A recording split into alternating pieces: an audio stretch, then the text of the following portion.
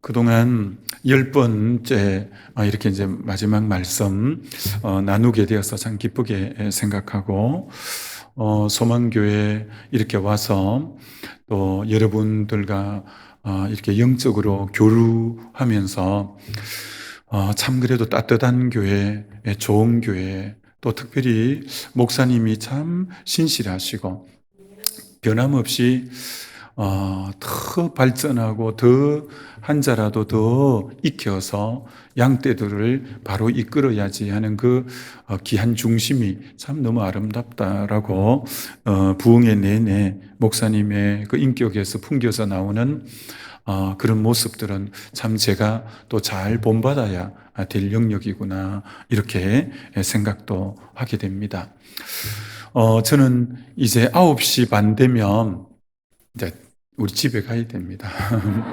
열차표를 끊어놓고 왔습니다. 그래서 여기서 9시 반 돼서 이제 하여튼 하나님이 9시 반까지 은혜를 좀 주시도록 그렇게 간구하면서 시작합니다. 오늘 에베소서 6장 18절 우리 안 보고 합니다. 안 보고 에베소서 6장 5장 18절, 에베소 5장 18절, 성령 충만을 받으라. 자, 이 성경 구절 술 취하지 말라. 시작. 술 취하지 말라. 이는 방탕한 것이니 오직 성령 충만을 받으라. 성령 충만함을 받으라. 그래서 오늘 성령의 충만함을 받으라. 이 제목으로 말씀을 증거하고자 합니다. 여러분이 예수님도 30까지는 목수의 아들로 이렇게 지내시다가 드디어 이 땅에 하나님의 아들로 오신 그 생애를 일컬어 공생애라고 말합니다. 예수님의 공생애는 어떻게 시작이 됩니까? 마태복음 3장에 보면 요단강에서 세례 요한에게 세례를 받으시고 요단강에서 올라오셔서 누가복음 3장 21절에 기도하시니 하늘이 열리고 하늘에서 성령이 비둘기같이 우리 주님의 어깨 위에 임하고 하늘에 소리 있어 가로되 이는 내 사랑하는 아들이요 내 기뻐하는 자라. 그래서 예수님이 공생애를 시작할 때 세례 받으시고 기도하시니까 하늘 문이 열리고 성령이 예수님의 어깨 위에 임하고 하나님이 공적 선언으로 이는 내 사랑하는 아들이요 내 기뻐하는 자라 라는 다시 한번 공적 선언이 있고 나서 이제 하나님의 아들로서의 삶이 출발되어지는 것을 보게 되죠. 예수님도 공생애는 성령을 받으시고 공생애가 시작되죠. 성령을 받으시고 예수님조차도 공생애를 시작할 때 성령을 받으시고 공생애 출발이 되어진 거죠. 예수님이 그래서 3년 제자 훈련을 하시고 부활하시고 40일 계시다가 이제 진짜 구름 타고 성천하시기 직전에 누누이 강조하시기를 맨날이 못되어 성령이 임할 것이다.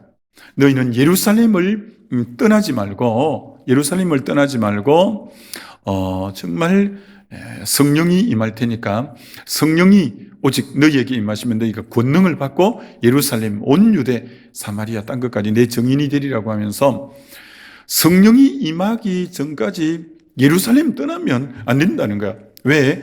떠나봐야 뭐 아무것도 아니라는 거야. 권능이 안 임하고 떠나봐야 뭐 말짱 도루묵이라는 거예요. 그러니까 절대 성령이 임하기 전에 예루살렘 떠나면 안 된다. 성령을 받아야 된다. 내가 실상을 말하노니 내가 떠나는 것이 너희에게 유익이다. 내가 떠나면 보혜사 성령이 너희에게 임할 것인데 내가 하던 일도 너희도 할 것이요 나보다 큰 일도 너희가 할 것이다. 이렇게 말씀하셨어요. 그래서 실제로 제자들에게 성령이 임하고 정말 엄청난 일들을 이루어내시는 것처럼 우리에게도 마찬가지예요. 성령이 임해야 하나님의 일은 시작되는 거죠. 하나님의 일은. 그래서 제가 이제 10번의 집회 마지막인데, 제가 성령 받은 거 잠시 말씀드렸잖아요. 짧게 해보면, 제가 81년 5월 24일 주일 저녁에, 처음 교회를, 대학 1학년 때 처음 교회를 나갔다가 2년 동안 교회를 다니고, 대학 3학년 때 83년 6월 1일 날 성령을 이렇게 충만하게 받으면서 하나님이 저를 목회자 길로 부르시는 이 콜링, 이 소명을 그때 이제 받게 된 거죠.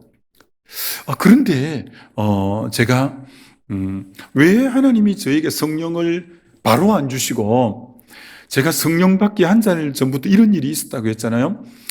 성령 받기 한 달 전부터 저에게 어떤 현상이 일어났냐면, 새벽에 눈을 뜨면 새벽 1시 내지 2시에 항상 눈이 떠 있는 거예요. 그러면 더 이상 잠을 잘 수가 없어서 외투를 끼워 입고 성경책을 들고, 우리 집이 산비탈에 있었는데 산기슭에 산을 넘으면 저쪽 산 중턱에 실로암 기도원이라고 있었어요. 제가 얼마나, 그때가 이제 대학 3학년 때 6월 1일인데 6월 한 달 전이니까 한 5월 정도부터인데, 너무나 주님을 만나고 싶어서, 성령을 체험하고 싶어서 새벽 1~2시에 반드시 눈이 잠을 깨는 거예요. 그러면 정말 외투를 끼워 입고 성경을 들고 그 밤중에 산을 넘는 거예요. 너무 사모하니까 밤중에 산을 넘어도 조금도 두려움이나 이런 것이 없었어요. 그래서 산을 넘어서 저쪽 산 중턱에 실로암 기도원이 있는데, 그래 거기 가서 그 새벽에 아무도 없는 기도원에 문을 열면 삐그덕 문이 열려요. 나무로 다 되고 나무 강대상 요 앞에다 방석을 놓고, 그렇게 주님 저 좀 만나주세요, 저에게 성령의 불을 주세요, 그렇게 1시간 내에 부르짖어도 불러도 대답 없는 이름이야. 아무 대답도 없어요. 그러면 1시간 내내 부르짖다가 약간 허망한 마음으로 계속 앉아 있을 수는 없으니까 허탈한 마음으로 다시 역으로 산을 올라서 또 집으로 가고, 그 다음 날도 변함없이 또 그렇게 하고, 나중에 깨달았어요. 왜 하나님이 성령을 바로 안 주고 그렇게 맨날 며칠을 산을 넘고 새벽에 잠을 깨우시고 그렇게 울부짖게 만들고, 그래도 아무 역사가 아니라고 또 올라가고 또 올라가고. 나중에 어떻게 깨달아졌냐면, 그게 하나님이 믿음의 그릇을 키우는 작업이었다. 믿음의 용량을 하나님이 넓히시는 작업이었다라는 것을 나중에 깨닫게 되어졌어요. 성령을 달라고 한다고 바로 주었다면 그 갈망함, 그 사모함의 그릇이 종지같이 작았을 건데, 또 사모하고 또 사모하고, 그때는 금식 반, 밥 먹는 거 반, 그렇게 금식 기도를 열심히 했습니다. 한국교회 분위기가 그랬으니까 그렇게 금식하고 그렇게 매달리고 하여튼 뭐 그렇게 했죠. 나중에 은혜를 받고 나중에 깨달은 진리가, 하나님이 나의 믿음을 키우시고 용량을, 믿음의 그릇을 키우는 작업이었다. 이것을 나중에 깨닫게 됐어요. 언제 그걸 깨달았냐면, 이제 우리 소망교회도 알파 코스라고 나중에 이제 주말 수양에 마지막 날 가서 1박 2일 동안 기도원에 가서 기도하고 하시는 것처럼, 우리도 이제 1년에 3번 세 틈씩 그거 하거든요. 그래서 일주일 동안 아침 금식하고 특별히 새벽 기도해서 마음의 준비를 하고 기도 준비하고 기도원에 올라간다고요. 그럼 막 방언도 임하고 성령이 임하는데, 치유도 일어나고 하는데 약간 헷갈리는 거야. 저에게 성령이 임할 때는 인생이 180도로 확 바뀌었거든요. 모든 걸 버리고 주를 쫓았거든요. 근데 우리 성도들이 성령을 받는데 방언 정도 하고 그렇게 뭐 크게 많이 달라지는 거 안 같은 거예요. 방언 좀 하고 병 좀 치유받고 조금 변화되고, 그래서 내가 약간 혼돈이 왔어요. 야, 내가 임한 성령하고 이들에게 임한 성령이 다른 동네에서 온 건가? 야, 이 성령이 다른가? 왜 이러노, 이거? 왜? 나는 완전히 180도로 뒤집어져서 사도 바울이 다메섹에서 만난 그 성령이 저에게 임해서 폭발 같은 역사들이 일어났는데, 야, 이들은 막 성령 받았다고 막 날뛰고 뛰면서도 방언 정도, 조금 봉사가 약간 더하고, 야, 뭐야, 성령의 강도가 틀리냐? 나중에는 약간 뭐지 이게? 이랬는데 계속 기도하는 가운데 딱 깨달았어요. 여러분, 현대인들이, 여러분 여기 연세 드신 분은 알지만 70년대, 80년대 성령이 우리 한국 강단에 물 붓듯이 부어졌어요. 그때는 이상한 환상, 표적, 기사가 엄청나게 일어났어요. 한국 교회 안에. 여러분, 한국 교회 안에 표적과 기적이 일어난 것은 여러분 말할 수가 없습니다. 근데 현대에 계속 이렇게 오면서 그 성령의 강도가 점점 약해지는 거예요. 왜 그럴까요? 왜 그러냐면 그때는 보릿고개도 있고, 그때는 경제적으로도 부족하고, 그때는 미디어가 그렇게 우리 눈도 많이 현혹하지 않았고, 그때는 정말 금식기도 많이 하고, 이 심플 마인드, 이 마음이 단순하게 주님에게 더 매이고, 지금은 오만 것 떼만 것이 우리 마음을 다 빼앗고, 오늘 현대인들의 삶은 분주함이고, 너무 주님에 대한 이 집중력, 갈망함, 이 갈급함이 강도가 지난 날에 비해서 훨씬 작은 거예요. 훨씬 작은 거예요. 그리고 현대인의 가장 현대 신앙을 가진 사람들의 문제점이 갈망함이 현격하게 줄어들었다는 거예요. 지난날 은혜를 갈망할 때 얼마나 우리가 갈망했어요? 아까 제 같은 경우만 해도 은혜 받고 불 받으려고 얼마나 금식하고 얼마나 그렇게 했어요. 근데 현대 그리스도인들의 목회를 하면서 많이 느끼는 거예요. 현대 그리스도인들의 특징이 갈망함이 현격하게 줄어들었다는 거예요. 사모함이 현격하게 줄어들었다는 거예요. 요새 금식도 잘 안 해요. 한국교회 금식 잊어버린 지 오래됐어요. 그래서 사모함의 그릇이 굳이 비유를 하자면 종지, 간장 종지 같은 거 하나 갖고 주여 해갖고 가서 그래 방언 정도 좀 아이고 주님 됐습니다 고맙습니다 할렐루야 할렐루야 하고, 너무 그릇이 작으니까 조금 은사만 받아도 그만만 만족하고, 근데 지난 날은 그렇게 금식하고 그렇게 부르짖고 하면서 이 갈망의 강도가 용량의 그릇이 굉장히 깊고 컸어요. 이게 성령의 부어짐의 역사도 강력했어요. 강력했어요. 나중에 그게 깨달아지는 거예요. 갈망함이 현대 그리스도인들에게 너무 얕구나. 여러분 그거 목회하면서 절절히 느낍니다. 너무 분주하구나. 너무 마음을 많이 빼앗기구나. 너무 주님에게 집중력이 약하구나. 그러니까 은혜의 강도가, 은혜는 임하긴 임해도 전인격적으로 싹 바뀌고 이런 부분들이 아주 적은 거예요. 아주 적은 거예요. 그래서 여러분이 앞으로 더 깊은 은혜를 경험하려면 철저하게 사모하고 삶을 단순화시키고 주님에게 온전히 집중하고 갈망하면, 성령은, 하나님은 어제나 오늘이나 영원토록 동일하시기 때문에 오늘도 여러분의 사모함과 갈망함과 갈급함이 있으면 변함없는 성령이 저와 여러분을 사로잡게 되어줄 줄 믿습니다. 오늘도 그 성령은 변함이 없어요. 제가 성령 사역 계속하면서, 여러분 성령 사역 계속하면서 딱 느꼈어요. 저분 이번 집회에 큰 은혜 받겠구나. 이제 우리 그 집회를 많이 하잖아요. 그 성령 집회 많이 하니까 유독 갈망하는 분이 있어요. 유독 사모하는 분이 있어요. 그럼 반드시 성령님이에요. 반드시 성령님이에요. 그 갈망이 강한 사람은 강하게 임해요. 갈망이 임해요. 근데 갈망의 강도가 얕은 사람은 은혜가 깊이 임하지 않는다는 것을 참 많이 느끼곤 했어요. 자, 그래서 제가 이제 성령의 충만함을 받고 이제 드디어 신학을 1년 하고 아직 1년밖에 안 했는데 실습 전도사, 교육 전도사로 오라고, 아직 전도사 시치도 받기 전에 한 2년 정도 이제 어느 교회 갔었어요. 정식 전도사 하고 2년 6개월 말고 그 앞에 한 2년 정도 신학교 다니면서 오라고 해서 갔어요. 그때는 진짜 문제 신학교 1년 하고 갔으니까 아무것도 뭐가 뭔지도 모르고 갔는데 중고등부를 맡은 거예요. 중고등부를. 어떻게 해야 될지 잘 모르겠더라고요.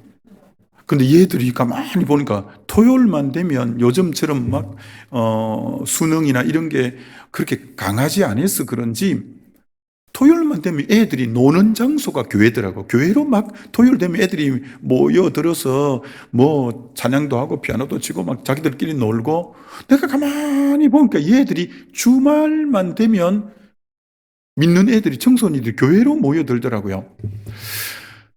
이 애들을 어떻게 은혜를 바치면 될까? 자, 제 사역에서 실습 전도사로 있을 때 처음 성령의 역사가 나타난 이제 첫 번째요. 어떻게 할까 했는데 어느 날 그 목사님, 정 목사님이셨는데 정 목사님이 저를 불러요. 유전도사, 우리 은혜가 그때 고2였어요. 우리 은혜가 교회를 잘 안 나가려고 해. 유전도사가 좀 맡았으니까 좀 잘 좀 해봐. 사택이 교회 안에 있는데 교회를 안 나오려고 하는 거야. 목사님 딸이 은혜가. 그러니까 나를 불러서 내가 학생회 담당이니까 은혜가 교회를 안 나가려 해서 내가 요새 아주 마음이 힘든다고 유전도사가 맡았으니까 해봐. 내가 속으로 담임 목사님도 못하는데 내가 어떻게 하려고 말을 하려고 하다가 알겠습니다. 이제 이렇게 하고 왔어요. 그 말도 들은 데다가 이 애들에게 어떻게 은혜를 바치지? 근데 딱 성령께서 마음을 주시는 거예요. 토요일 저녁에 어둑어둑해질 때 얘들을 데리고 들판으로 그때 한 15명 정도 청소년들을 데리고 들판으로 나갔어요. 들판으로 아무도 없는 인적이 드문 들판에 때리려고 데려간 게 아니고 이제 15명 정도를 데리고 나가서 근데 그날따라 약간 어둡더라고요. 달이 아마 그렇게 안 밝았는지. 그러니까 둥글게 이렇게 섰어요. 손잡을 거리만큼 해서 잔디밭 같은 데 들판이었는데 이미 이제 날은 어두워졌고 그래서 찬양하라 찬양하라 내 영혼아 찬양하라 내 영혼아 내 속에 있는 것들아 다 찬양하라. 이거 10시간도 부를 수 있잖아요. 감사하라 내 영혼아 감사하라 내 영혼아 송축하라 내 영혼아 사랑하라 내 영혼아 기도하라 내 영혼아 막 앞에 붙이면 되니까 이걸 한 10분 20분 쭉 하면서 마음을 열었어요. 왜? 밤중에 아무것도 안 보이니까 그건 다 부를 수 있는 거예요. 그건 다 하고 될 수 있는 거예요. 그래서 그 찬양을 딱 부르고 내가 아는 게 그밖에 없어. 손잡을 정도가 됐는데 그 자리에서 무릎 꿇고 주님 우리에게 성령을 주옵소서라고 기도하자고 했어요. 그런데 밤중이 돼서 들판인데도 그때가 좀 어두워서 그런지 무릎을 꿇으니까 옆에 애들이 잘 안 보일 정도로 좀 어둡더라고요. 그러니까 우리가 통성으로 크게 소리 질러 기도하자 했더니 반은 두려워서 부르짖고 호랑이라도 오면 내 고함소리에 놀라 자빠지더라고.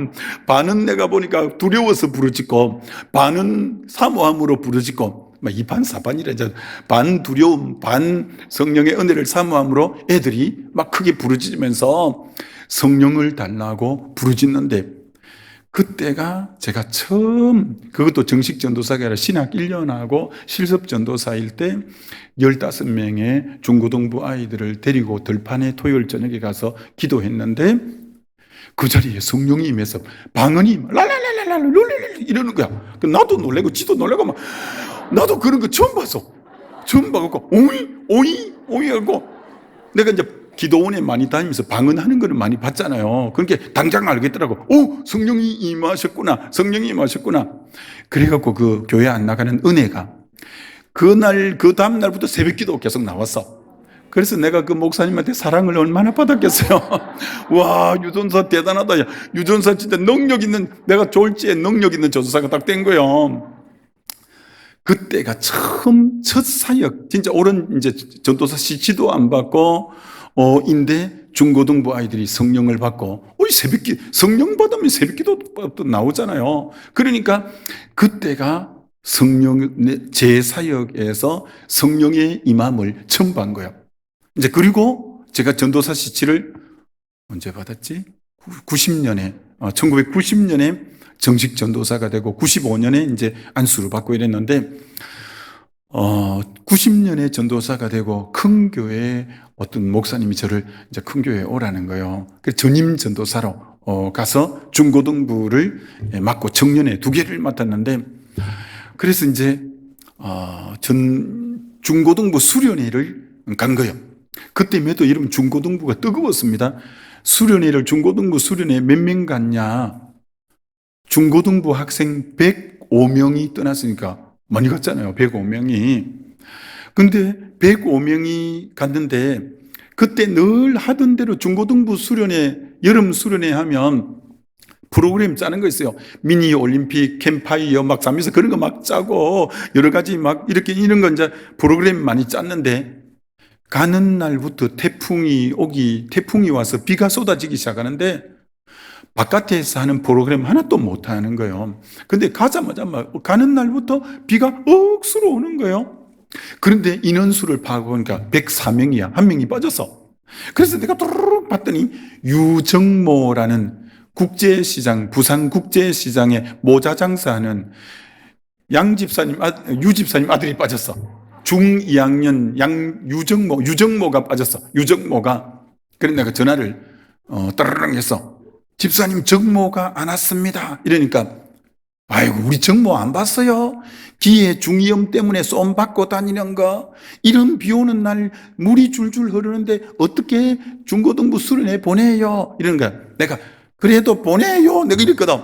그래 하나님이 만져주실 거 아닙니까? 보내세요. 이랬더니 워낙 내가 강하게 보내라니까 보내기 싫은데 어거지로 보낸 거야. 그래서 이제 105명 채웠어. 105명 채워갖고 드디어 수련장에 갔는데 막 비가 억수로 오니까 바깥 활동은 뭐 절대 못하고, 이제 가면 방 배정하기 전에 짐 예배당 뒤에 놔두고 개 예배를 드리고 나머지 모든 거 하잖아요. 개 예배는 어떻게 드리냐면 대충 드리는 거예요. 그죠? 대충 드리는 예배가 개 예배거든. 왜 아직 방 배정도 안 되고 짐도 안 보고 어수선한 상황이니까 예배는 먼저 드려야 된다니까 그만 대충 드리는 개 예배를 드리는데, 개 예배 설교가 어떻게 했는지는 기억도 안 나는데 개 예배 설교를 해놓고 우리 이번 수련회에 하나님의 성령의 임재를 위해서 주여 한번 부르고 동성으로 기도합시다 하고 이제 기도를 한번 했어요. 근데 그 자리에서 3명의 학생이 방언이 터지는 거야.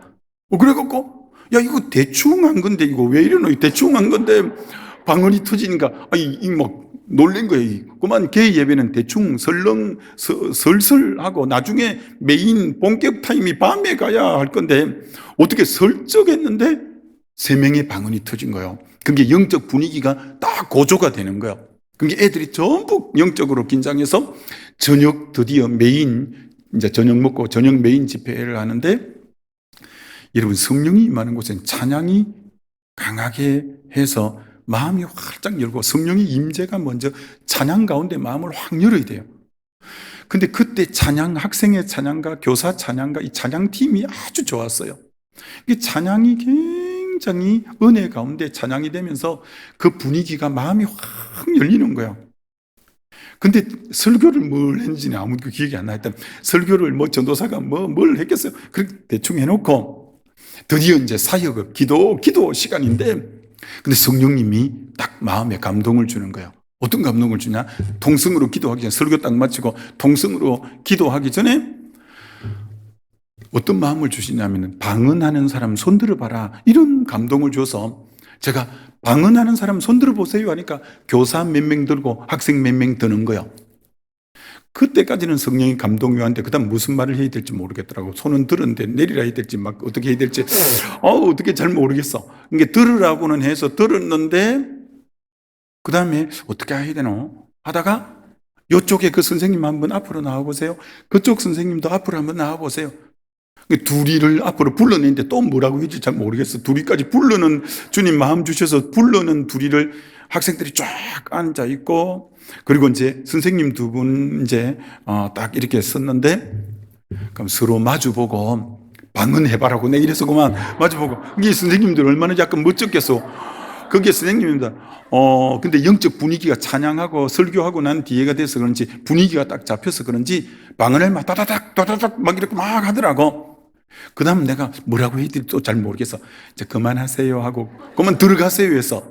그 나중에 왜 그렇게 했는가 보니까 아이들이 아직까지 은사가 뭔지도 잘 모르고 성령의 역사가 뭔지 모르니까 주님이 그걸 깨우쳐 주려고 그랬던 것 같아요. 자, 이제 그렇게 해놓고는 이제 주여 삼창하고 주님 성령을 내려달라고 우리 동성으로 기도합시다 라고 기도를 하는데, 이런 보통 학생의 수련회가 기도하라고 막 쿡쿡 찌르고 막 눈 떠갖고 막 기도하나 보는 애들도 있고 그런 분위기도 있잖아요. 그런데 아니요. 기도를 하는데 애들이 울고 기도하는데 여기서 방언이 터지고 저기서 방언이 터지고 하는데, 그때 처음 봐서 성령을 물 붓듯이 부어준다는 게 이런 의미구나. 완전히 그 부분에 성령의 역사가 너무 강력하게 일어나는 거야. 그때 귀에 중임이 있어서 솜 이렇게 꼽고 강제로 끌고 갔던 유정모가 중이염이 나왔어. 중이염이. 얘가 중이염이 나갖고 제가 포항에서 목회할 때 한동대를 들어왔어. 그래서 우리 교회를 이제 나왔다가 동경대 대학원으로 가가지고 지금 이제 뭐 우리나라 들어서 이제 대기업 그렇게 이제 다니고 있는데, 정모도 그때 났고, 지금 우리 교회 여전도사 조선미 전도사라고 있는데 그때 고등학생인가 그런데 그때 불 받은 애야. 그때 불 받은 애고, 그때에 성령의 역사를 일어났는데, 그리고 밤새 기도하니까 막 근데 또 밤별로 모여서 기도하니까 자기들끼리 기도하는데도 막 방언이 터지고 막 이러는 거예요. 보니까 나도 뭐 처음 봤지 그런 거 뭐. 나도 처음 보고 나도 놀라고, 야 어떻게 성령 역사 저렇게 나타나네. 와 그랬는데, 새벽이 되었는가 새벽 기도를 해야 되잖아요. 보통 뭐 애들 새벽 기도는 얼마 안 일어날라 하고 막 그런데 100%가 다 나온 거예요. 그리고 다시 말씀을 전하고 동성 기도를 시켰는데, 선생님과 학생들 모두가, 근사님들은 밥 해주려고 오시잖아요. 그날 아침을 아무도 못 먹어서. 왜? 기도가 끝나지를 않는 거예요. 기도가 끝나지를 않으니까 이거 뭐 밥을 먹을 수가 없는 거예요. 아무도 아침밥을 못 먹었고, 이게 성령이 물 붓듯이 부어주신다는 게 이런 거구나. 이게 그때 우지원인가 그 애도 신학가고 하여튼 여러 명이 사명을 받은 거예요. 사명을 받고 그렇게 이제 성령의 역사가 일어나는 거예요. 그렇게 하고 드디어 교회를 개척하러 서른에 딱 갔어요. 제가 이제 CCC 매니저 제자 훈련인 건 이제 잘 받고 있으니까 또 전도 열심히 하고 해서 교회가 쑥쑥쑥 자라는데, 교회가 성장해 가는데 왠지 모르게 목회가 좀 답답하다. 목회가 이렇게 시원하게 뻥 뚫리듯이 돼야 되는데 교회는 성장하는데 목회가 왜 이리 좀 답답하지? 목회가 왜 이리 좀 답답하지? 그 이유를 몰랐어. 목회가 왜 답답한지. 근데 그때 우리 교단에서, 우리 성결교단에서 전국적으로 알파 코스라는 걸 각 지역 총회마다 컨퍼런스를 하는데, 왠지 거기 한번 가보고 싶은 거예요. 그래서 거기 갔는데 주말 수양회가 있고 성령 사역이 있는데, 그때 하나님이 딱 치는 거예요. 너 왜 목회하는데 성령 사역 안 해? 이러는 거야. 나보고. 너 왜 성령 사역 안 해? 그만 개척하고 교회가 잘 되고 이 성령의 부흥이 되니까, 제자 훈련만 해도 막 설교만 해도 부흥이 되니까 성령 사역에 대해서 깜빡했어. 근데 그 알파코스 세미나 컨퍼런스를 갔는데 너 왜 성령 사역 안 해? 딱 주님이 그러시는 거예요. 그때부터 지금까지 1년에 3텀씩 성도들 데리고 기도원에 1박 2일로 올라가면, 주로 우리는 한 800명씩 올라가거든, 기도원에. 그럼 기도원에 800명씩 올라가서 밤새 이렇게 부르짖으면 진짜 지붕이 들썩들썩거리는 거죠. 그래서 이제 성령에 하고, 그럼 치유, 환상, 이 병고침, 이런 어떤 성령의 역사, 이런 역사들이 너무너무 이제 일어난 거예요. 그게 바로 목회하면서, 여러분, 성령의 역사가 계속 나타나면 이게 교회가 되는 거예요. 교회가. 그러면 이제 교회가 부쩍부쩍 이렇게 이제 제 목회 사역에서 그래서 이 성령 사역은 굉장히 중심부에 있는 사역 중에 이제 하나가 이렇게 된 거죠. 자, 이제 지금까지는 제 사역에 성령의 역사가 일어난 걸 잠시 말씀드렸고, 에베소서 5장 18절에 오늘 본문에 술 취하지 말라. 이는 방탕한 것이니 오직 성령 충만을 받으라. 자, 성령 충만을 받으라. 헬라어로 보면 명령어로 되어 있는 거예요. 명령어. 성령 충만을 받으라. 근유형이 아니에요. 성령 받을래? 말래? 받으면 안 좋을까? 이런 게 아니라 예수 믿으면 반드시 성령을 받으라!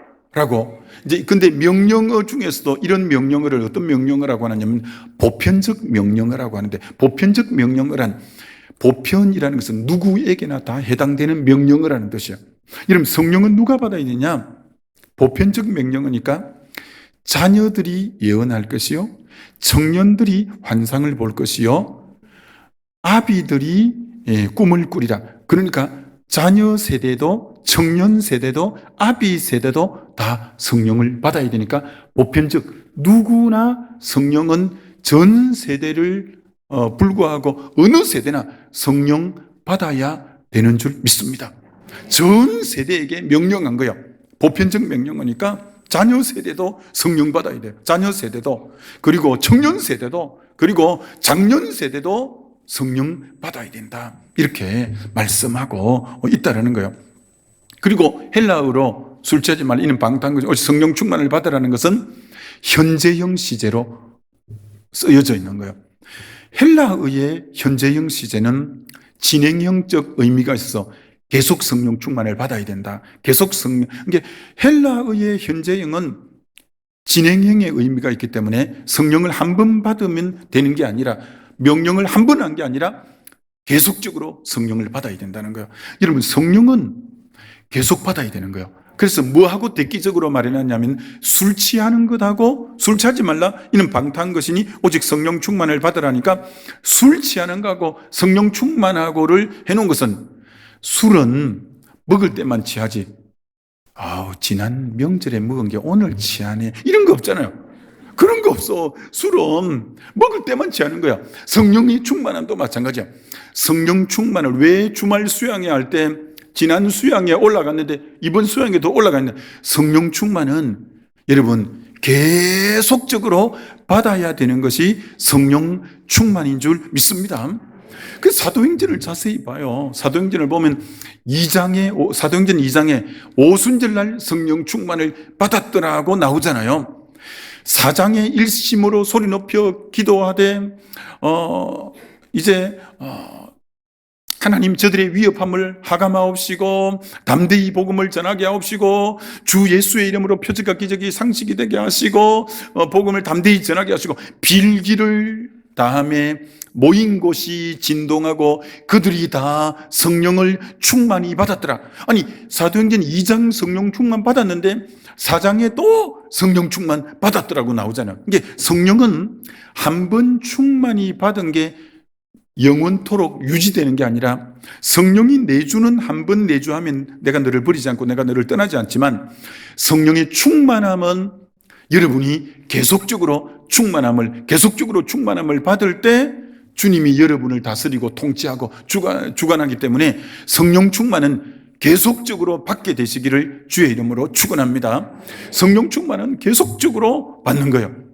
근데 성령 충만을 받으라는 것은 헬라어의 세 번째는 수동태로 되어 있는 거예요. 능동태가 아니라 수동태. 여러분, 능동태가 아니라 수동태라는 말은 무슨 말이겠어요? 능동은 내가 하는 거잖아요. 내가 어떻게 주도적으로 하는 게 능동이지만, 수동은 누군가에 의해서 되어지는 거잖아요. 이게 나는 사모할 뿐이고 강구할 뿐이지, 성령을 각 사람에게 선물로 내려주시는 주권은 하나님에게 있는 줄 믿습니다. 나는 단지 사모하고 나는 갈망할 뿐이지, 성령을 허락하는 분은 하나님에 의해서 우리는 받는 거지, 내가 임의적으로 받는 건 아니에요. 나는 단지 갈망하고 사모하고 약속에 근거해서 부르짖을 뿐이지, 성령을 주시는 주체는 우리 하나님이신 줄 믿습니다. 여러분, 성령 충만을 받으라는 말 앞에는 어떤 부사 하나가 동일하게 쓰여 있는데 어떤 부사가 쓰여 있냐면 사도행 오늘 본문 술 취하지 말라 이는 방탕한 것이니 오직 성령 충만을 받아라. 성령 충만 앞에는 오직, only, 오직이 들어있어요. 사도행전 1장 8절 오직 성령이 너희에게 임하시면 너희가 권능받고 예루살렘 온 유대 사마리아 땅끝까지 내 정의들 오직. 스가랴서 4장 6절 힘으로 되지 않고 능으로 되지 않고 오직 나의 신으로 말미암느니라. 성령 충만 앞에는 언제나 오직이야.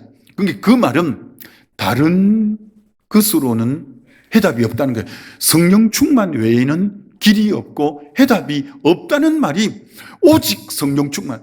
여러분 이 말세에 성경은 죄악이 부흥할 거예요. 죄악이 더 부흥할 거예요. 근데 하나 더 부흥하는데 성령의 부흥도 덩달아 부흥할 거예요. 이 죄악이 그렇게 장글하게 소돔 때처럼 고모라 때처럼 롯의 때처럼 노아 때처럼 앞으로 죄악은 더 될 거예요. 더 죄악이 창글해 갈 거예요. 근데 이 죄악의 창글함을 이기는 유일한 비결은 오직 성령 충만만이 이 죄악의 창글함을 이기고 성결하고 거룩하게 살 수 있는 비결은 성령 충만밖에 없는 줄 믿습니다. 여러분이 성령 충만 안 받고는 이 죄악이 충만한 세상 속에 여러분이 이겨나가고 경건하게 살고 믿음 지킬 수가 없는 거예요. 성령 충만 안 받고는 안 되게 돼 있는 거예요. 그러니까 성령 충만은 절대적인 명령이라니까. 그래야만이 우리가 세상을 이겨 나가게 되는 거예요. 자, 성령이 임하면 어떻게 되냐?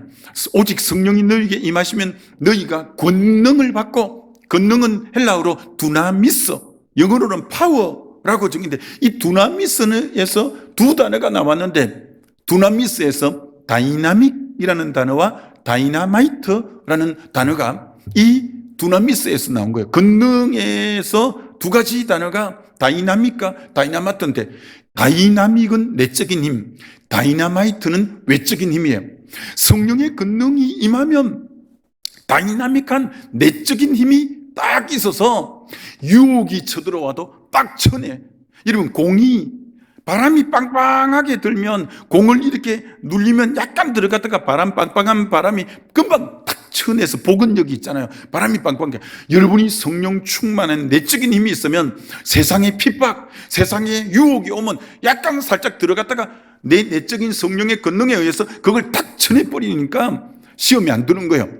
그리고 외적인 부분에 있어서 외적인 부분에 다이나마이트는 이런 다이나마이트 이제 도로 뭐 경부고속도로나 뭐 이렇게 호남고속도로 낼 때 길을 똑바로 내야 되는데 암벽이 있고 산이 있으면 그건 다이나마이트를 사이사이 해서 뻥 터뜨려 갖고 길을 내는 것처럼 성령의 능력을 받으면 앞으로 가는데 어떤 장애가 있고 어떤 여러분을 가로막는 게 있어도 성령의 권능이 앞에 모든 장애를 치우는 능력이 성령의 권능인 줄 믿습니다.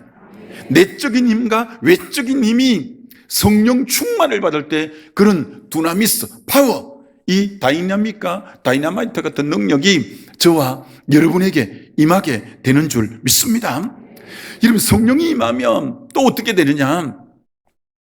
제자들이 예수님이 사도행전 1장에 맨날이 못해 성령 받을 거다. 예루살렘 떠나지 말고 성령을 사모하고 기다리라고 했는데 그런데 이들이 또 엉뚱한 소리를 하는 거야. 이스라엘 나라를 회복하심이 언제이니까? 이들은 동문서답을 하여튼 잘해. 아직 성령 받은 눈이 안 떠있어 그래요. 주님은 하나님 나라에 관심인데 이들은 로마 억압에서 우리 이스라엘 언제 해방시켜줍니까? 로마의 일제에 억압받는 것처럼 로마의 이 멍에 아래에 있는 게 너무 힘듭니다. 주님 언제 우리를 해방시켜줍니까?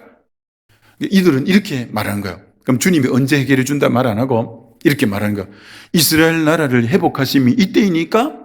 지금 이 당면과제 문제 해결해 주는 거 이때입니까? 하니까 주님은 직답을 피하고 오직 성령의 권능이 성령이 너에게만 너희가 권능 받고 예루살렘 내 정인이 되리라 이러는 거예요. 자, 굉장히 중요한 말이에요. 지금 여러분 개인적인 어떤 문제가 있을 거예요. 가정의 이 문제 해결해야 되고 개인적인 이 문제 해결해야 되고 직장의 이 문제, 건강의 이 문제, 자녀의 이 문제 나름대로 문제가 있을 거예요. 그럼 여러분은 지금 마치 그게 여러분에게는 이스라엘 나라를 회복하심이 주님 언제입니까? 내 지금 당면 가제 로마의 이 억압 같은 이 멍에가 나를 짓누르고 있는데 이거 언제 벗겨줍니까? 라는 여러분의 관심은 지금 여러분의 현재적 문제가 관심이지만 주님은 그거 너 진짜 당면가지 아니야. 네가 성령 권능 받으면 그건 문제가 문제도 아니야 라는 거예요. 자, 다시 무슨 말이냐. 워처만이 중국의 영적인 정말 대단한 거장입니다. 그의 영향력이 엄청났습니다. 워처만이 책에 보면 이런 내용 나옵니다. 워처만이가 꿈을 꿨는데 꿈에 뭔 내용이 나오냐. 배를 타고 바다를 이렇게 지나가고 있는데 갑자기 바다에서 산호초 같은 이 암벽 바위가 좁깃좁깃한 이런 바위가 솟아오르기 시작하는 거예요. 아니 배가 지금 이렇게 나가야 되는데 갑자기 밑에서 바위가 좁깃좁깃한 이 바위들이 솟아오르니까 꿈인 줄 모르고 너무 암담한 거야. 야, 이거 언제 암벽 다 제거하고 통과하나? 그리고 고민에 빠져 있는데 주의 음성이 들리는 거야. 워치만 내가 암벽 하나씩 이렇게 잘라줄까? 아니면 암벽 그대로 놔둬버리고 앞에 솟아오른 좁깃좁깃한 거 놔둬버리고 암벽이 이렇게 올라와 있으면 배가 이렇게 지나가야 되는데 암벽 때문에 지금 잘 못 간다면 암벽은 여기 수백 개 수천 개가 계속 솟아올라와 있는데 이거 하나씩 제거해서 배가 조금 나가고 또 하나 제거하고 배가 나가고 이렇게 해줄까? 아니면 그 밑에 좁깃좁깃 올라온 암벽은 그대로 두어버리고 물이 범람해가지고 암벽은 요 밑에 있으면 물이 범람해서 배가 그 위로 지나가게 해줄까? 이렇게 물어보는 거야. 꿈에. 그러면서 꿈이 딱 깨이는 거예요. 어찌만 네가 뭔 말씀인지 깨달은 거야.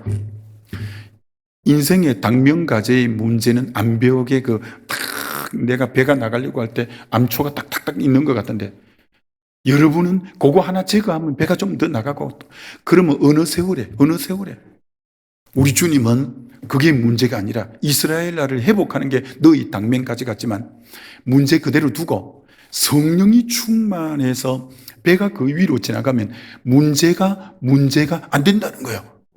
그래서 실제로 로마에서 언제 해방시켜 줍니까 했는데 로마가 AD 313년에 콘스탄틴 대제 때 기독교를 공인하고 완전히 나중에 기독교 국가가 돼버리잖아요. 그거 뭐 치우고 자시고도 없어 통째로 기독교 국가가 돼버리니까. 그러니까 여러분은 지금 여러분이 겪고 있는 당면과제가 가장 큰 문제라고 말하지만 주님은 그렇지 않다는 거야. 그거 너 인생 문제 아니야. 네가 성령 충만하면 그 문제는 너에게 문제도 안 돼. 너 그 위로 넘어가 버릴 수 있어.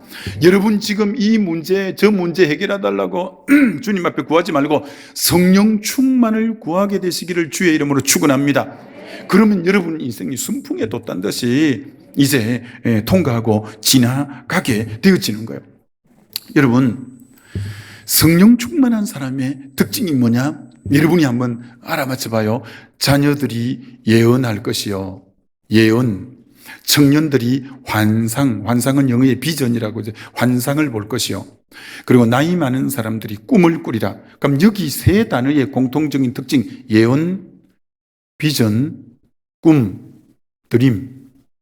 이 세 단어의 공통적인 특징. 예언, 환상, 꿈. 세 단어의 특징은 미래지향적이라는 거야. 미래지향적인. 성령을 받으면 그 사람이 어떻게 변하냐?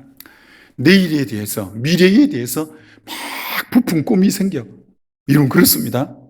근데 실패자, 그리고 인생 안 되는 인간들 모여 있는 데는 항상 그때가 좋았지. 아이고, 옛날이요. 하면서 맨날 여러분 이런 사람하고 놀지 말아요. 옛날 얘기 자주 하는 사람.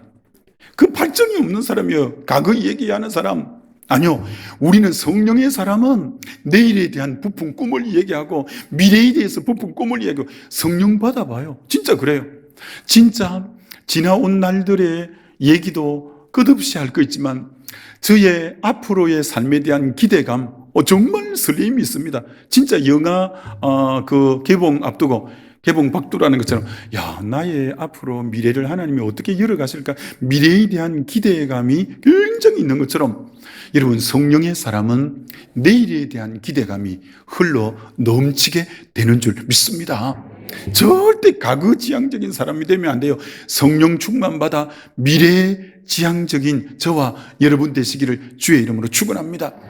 성령을 받으면 사도 바울의 눈에 비늘이 벗겨진 것처럼 사도행전 9장에 여러분의 안목이 달라져요. 성령 충만받으면 안목이 달라져요.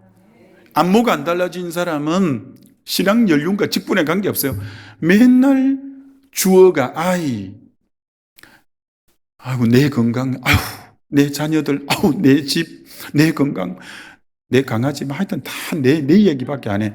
전부 자기가 주어가 돼서 하는데 성령을 받은 사람은 그런 거 아니에요. 예루살렘과 온 유대와 사마리아와 땅끝까지 이르러 여러분의 대화의 소재가 맨날 내가 주어가 되어서 하는 사람은 영의 사람이 아니요.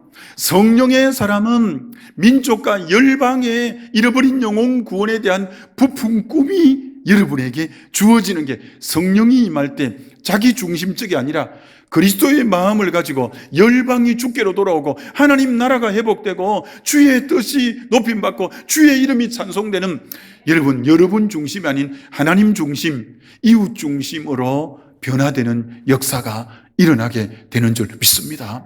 여러분 성령 충만 받으면 그렇게 되는 거예요.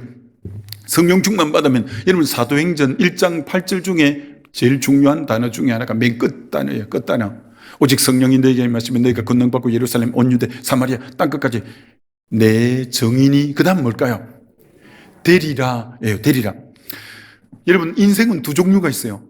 자기가 되려고 빠득빠득 애쓰고 자기가 자기 인생을 열어가려고 자기 인생을 자기가 열어가려고 되어지려고 애쓰는 인생과 주님에 의해서 되어지는 인생, 두 종류 인생밖에 없어요. 성령을 받으면 여러분 어떻게 되냐? 인생이 되어져요. 인생이 되네. 되네.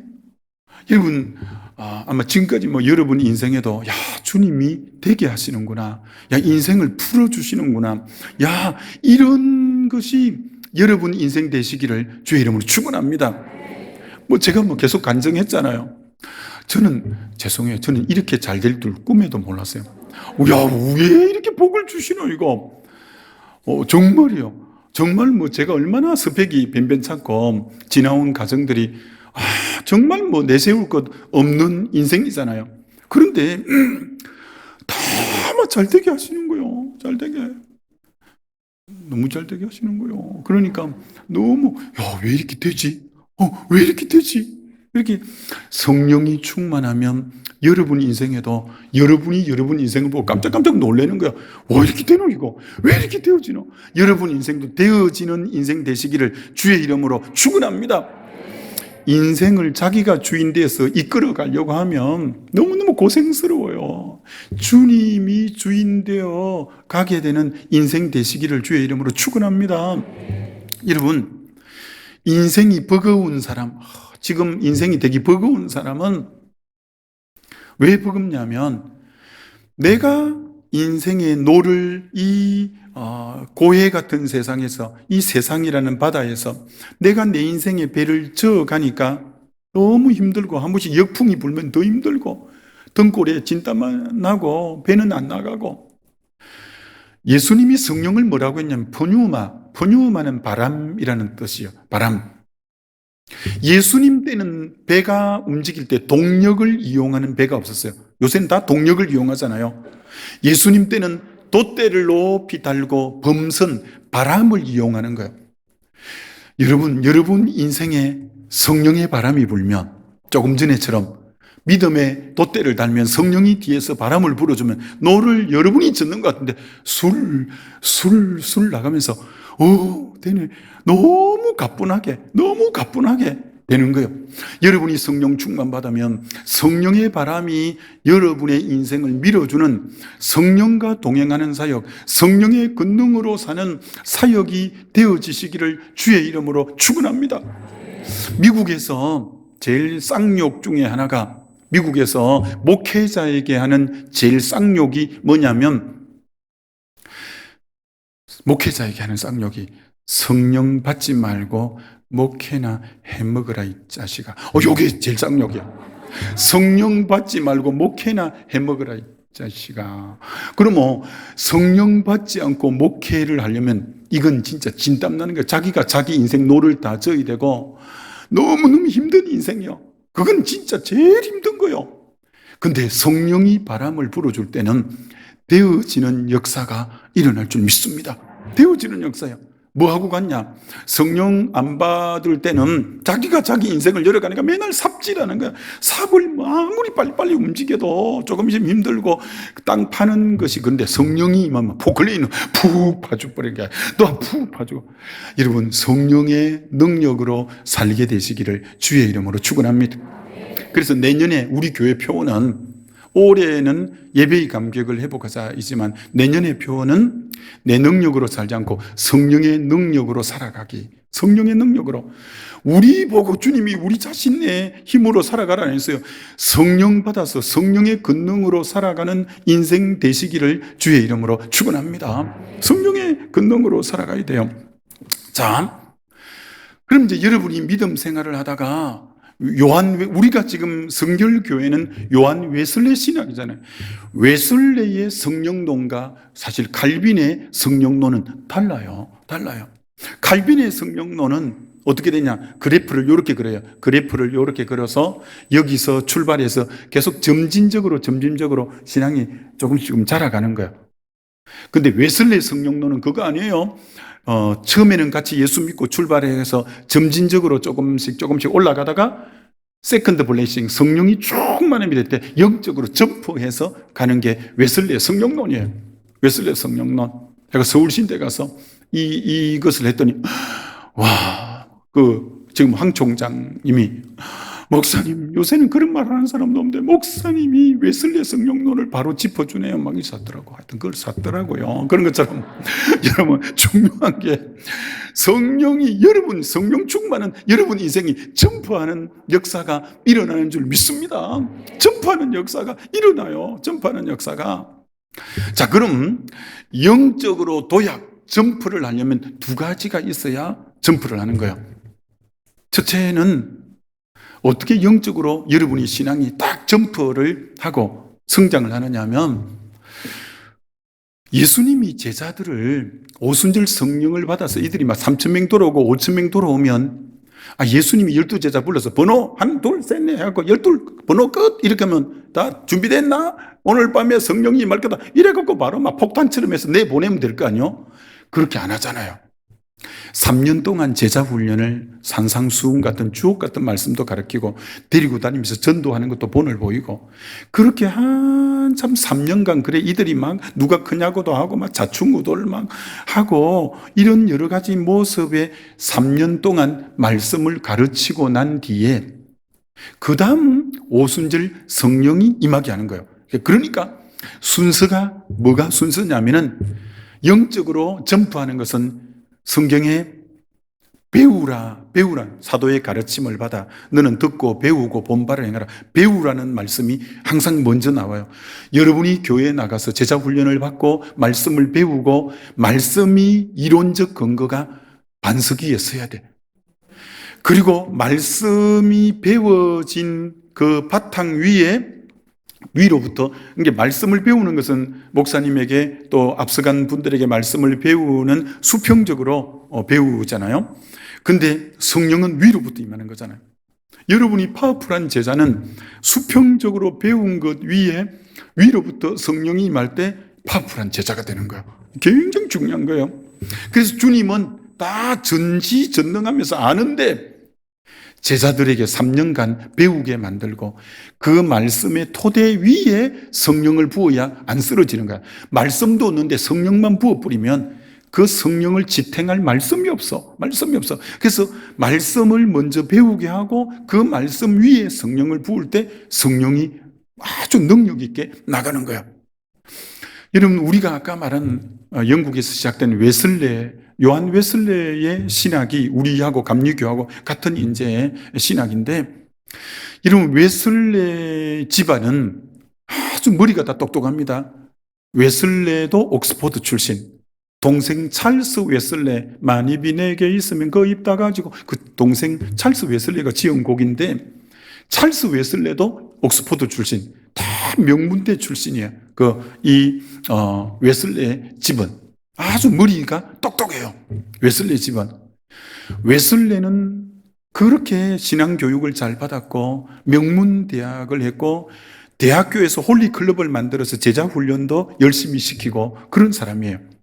웨슬레가 그래서 대학을 졸업하고 어디 갔냐면 미국, 그때면 영국이 복음화되고 이제 신대륙에는 아주 어린 상태에서요. 복음이 많이 전거되지 않은 상태에서. 그래서 영국 선교사가 미국으로 갈 때예요. 웨슬레 때는. 그래서 웨슬레가 옥스퍼드를 졸업하고 어디로 갔냐면은 미국 조지아주로 선교사로 나갔어요. 선교사로 나갔는데 한 명도 회심 안 하고 또 여자 문제 때문에 굉장히 상처받고 막 하여튼 자충우돌 웨슬레가 합니다. 미국 가가지고. 결국은 선교 실패하고 그렇게 잘난 사람이 교육 많이 받고 그렇게 집안도 좋고 한데 선교가 안 돼. 열매가 안 맺히는 거예요. 할 수 없이 다시 본국으로 귀환하는데 그때에도 비행기가 없을 때고 대서양에 배를 타고 오는데 뭘 만나냐? 폭풍을 만납니다. 여러분, 폭풍이 이는데 파도가 집채만한 파도가 배 옆구리를 빵 치는데 그 쇠로 된 배가 윙 울려서 금방 팍 터져갖고 물이 들어와서 침몰해서 죽을 것 같은 거예요. 이게 웨슬레가 선교도 실패했는데 오늘 이렇게 배까지 파손되어서 난 여기서 내 인생 끝나는 거구나. 간이 콩알만 해서 너무 두려운 거야. 난 뭐야 이거 선교도 실패하고 이 배에서 이 바다에 또 빠져 죽는구나. 너무 낙담이 되는데 선교사지만 두려워서 어쩔 줄을 모르는데 옆에 방에서 평화로다 하늘 위에서 내려오네 하면서 너무나 평안한 찬송 소리가 들리는 거예요.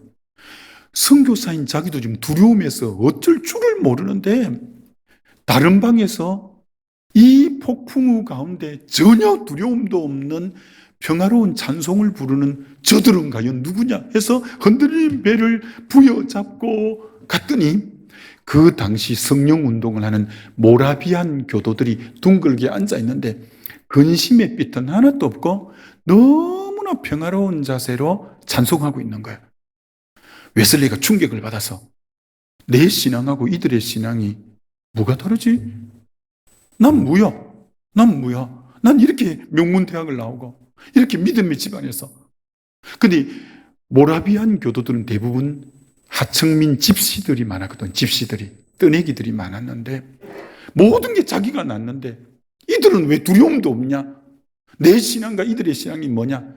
굉장히 충격을 받았어. 그래 그 배가 무사히 영국에 도착했어요. 그래서 1738년 5월 24일 저녁 9시 15분 모라비안 교도들이 예배드리는 올더스 게이트에 있는 모라비안 교도들이 예배드리는데 웨슬레가 예배드리러 간 거예요. 이들은 나하고 뭐가 다르지? 그리고 이 예배석에 딱 앉아 있는데 설교자가 올라가더니 유창한 설교를 하는 게 아니라 마틴 루터의 로마서 주석의 서문을 띄엄띄엄 읽어주고 있는데 근데 자기에게 성령이 임하는 거야. 자기에게. 웨슬레에게. 웨슬레가 충격을 받아서 저들은 예배당도 흐름하고 설교자도 맹설교자도 아니고 근데 거기 가서 예배를 드리는데 성령의 불이 임하는 거예요. 그때 웨슬레가 변화된 게 아니에요. 웨슬레 책을 깊이 안 읽어본 분은 제가 지금 우리 성결 서울신대 웨슬레 신앙연구소 이사장으로 있어서 2주마다 이 각계의 웨슬레 이 교수들과 이제 늘 이렇게 책 읽고 토론하고 이제 제가 또 그걸 맡아서 본의 아니게 웨슬레 책을 안 읽을 수도 없고 그 왜 다 박사들만 모이는데 또 내가 가서 띄엄띄엄 하면 안 되니까 아유 진짜 바쁜데 진짜 왜 그래요?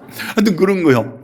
근데 웨슬레가 그때 변화되는 게 아니에요. 웨슬레가 그때 변화되는 게 아니라 그때 성령이 약간 터치를 하고 눈이 딱 열렸어. 그리고 기도꾼들이 60명이 저녁마다 모여서 밤을 새면서 6개월 동안 계속 밤새도록 기도해. 60명이 모여서. 그래서 웨슬레에게 성령이 강력하게 임한 날이 1739년 1월 1일 저녁 12시 반에서 기도를 시작했는데 새벽 3시가량이 되었을 때 성령이 60명 위에 임하는데 어떻게 임했다고 하느냐면, 여러분 놀라지 말아요. 오순절 성령이 임할 때 급하고 강한 바람 같은 소리가 임했잖아요. 그런 것처럼 웨슬레가 밤중에 그렇게 기도하는 그 6개월, 약 6개월 전에 그 성령이 터치를 하고 그때부터 모여서 동성으로 밤새 늘 60명이 기도했는데 그 자리에 성령이 얼마나 바람처럼 불처럼 강하게 임했냐면 웨슬레 책이 이랬어요. 안전자리에서 모두 2m 바깥으로 나가 떨어졌대. 그 성령의 강력한 바람에 의해서 다 2m씩 뒤로 나잡아쳤대. 그때부터 웨슬레가 외치면 다 회심하고 뒤집어지는 역사가 일어나서 그때 감옥이 텅텅 비고 술집이 텅텅 비고 경마장이 텅텅 비고 영국이 뒤집어지고 그때 세계는 나의 교구다. 그게 하나님이 웨슬리에게 성령의 불을 얹어주냐? 그렇게 많이 배우게 하고 철저하게 자기 힘으로 안 된다는 걸 미국의 선교 실패를 깨우쳐주고 그 위에 6개월 내에 밤새 성령을 갈구하면서 성령의 강력한 임재가 임했을 때 그 아까 말했잖아요. 배운 것 위에 위로부터 성령이 임할 때 파워풀한 제자가 된다고. 그때 영국을 뒤집어 버린 거예요. 그럼 미국을 뒤집은 사람은 누구냐? D.L. 무디예요. D.L. 무디는 웨슬리하고 다르게 정식 학교는 초등학교 4학년인데 실제로 D.L. 무디 성경학교도 있고 D.L. 무디 책을 읽으면 정식적인 학교는 초등학교 4학년이지만 굉장히 똑똑한 사람입니다. 이 무디가 그 배울 환경이 안 돼서 못 배웠지.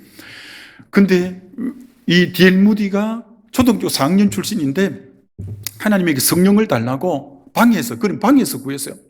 하나님 나에게 성령의 불을 달라고 부르짖는데 성령의 불이 임했어요. 여러분 어떻게 임했다고 D.L. 무디가 얘기하냐면은 너무 뜨거운 불이 자기 가슴에 떨어진 거야. 그래서 불이 뜨거워서 자기 몸을 태울 것 같아서 이분이 방에 떼굴떼굴떼굴 구르면서 주여 그만. 왜? 너무 뜨거워서 불타서 없어져 버릴 것 같이 뜨거워서 어떻게 견딜 수가 없는 거예요. 그래서 주여 그만 하고 왜? 도저히 못 견디 이 뜨거운 불에 의해서 견딜 수가 없는 거예요. 그 성령의 불을 받고 나가서 미국이 뒤집어 버린 거예요. 미국이 뒤집어진 거예요. 여러분이 성령 충만을 오늘 이 시대가 간과하고 예사로 생각하는데 아닙니다, 여러분. 성령의 불이 얼마나 지금도 사모하고 주린 영혼에게 좋은 것으로 만족하게 되고, 여러분 마태복음 구하라, 찾으라, 두드리라. 그 끝이 뭡니까? 좋은 걸 주시지 않겠다. 누가복음 11장에는 성령을 주시지 않겠다. 결국 구하라, 찾으라, 두드리라의 것에 뭘 구하고 뭘 찾고 뭘 두드리냐? 결국은 성령을 구하라는 거 아닙니까? 제일 좋은 것이 성령인 줄 믿습니다.